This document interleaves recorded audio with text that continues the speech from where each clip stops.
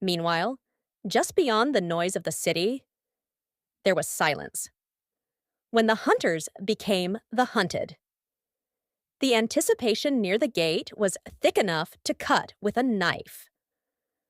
Hunter Association officials stood by the entrance, their eyes locked on the shimmering portal. The crowd of onlookers, which had been buzzing with anxious murmurs, erupted into relieved chatter as the first figures emerged. The hunters walked out in formation, their postures relaxed, their faces unreadable. A successful raid, that much was clear. One of the association employees stepped forward with a professional but clearly fanboying smile. Kim Jong-soo, great work as always.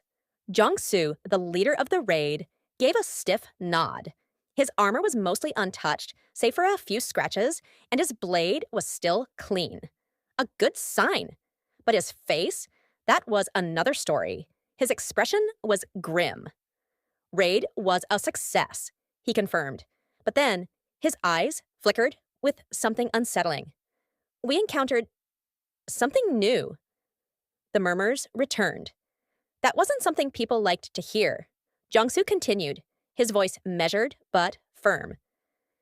Humanoid creatures, eyes and mouths burning with blue flames. They had claws and fangs, but nothing we couldn't handle, not particularly strong. He gestured at himself. I got scratched, but as you can see, I'm fine. That should have been the end of it. And yet, that unease in his voice hung in the air like the last few seconds before a storm. The employee took notes, nodding. Unfamiliar species. Understood. Please prepare a full report. Then Jong-soo stumbled. It was subtle at first, a momentary wobble, like he was just exhausted from the raid. But then, blood dripped from his thigh onto the pavement. Except it wasn't blood. It was blue. A flame. The gathered hunters and association staff froze. Jong-soo stared down, his breath hitching.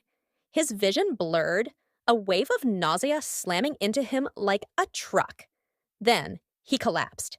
His sword slipped from his grasp, hitting the ground with a sharp clang. And then, fire. The blue flames that had flickered at his wound erupted, spreading through his veins like liquid fire. His body seized, his muscles spasming in unnatural ways. Then his bones cracked, his jaw unhinged, stretching wider than it should. His fingers elongated, the nails curving into razor-sharp claws. His eyes, once human, were now blazing blue voids. A horrified silence settled over the scene. And then Jong-soo moved fast. Before anyone could react, he lunged at the nearest person, a hunter standing too close, still too shocked to defend himself. There was a sickening snap. The hunter's neck twisted unnaturally, his body slumping to the ground, lifeless. Blood pooled beneath him. Jong-soo didn't stop. With terrifying speed, he pounced on another hunter, his claws ripping through flesh like paper.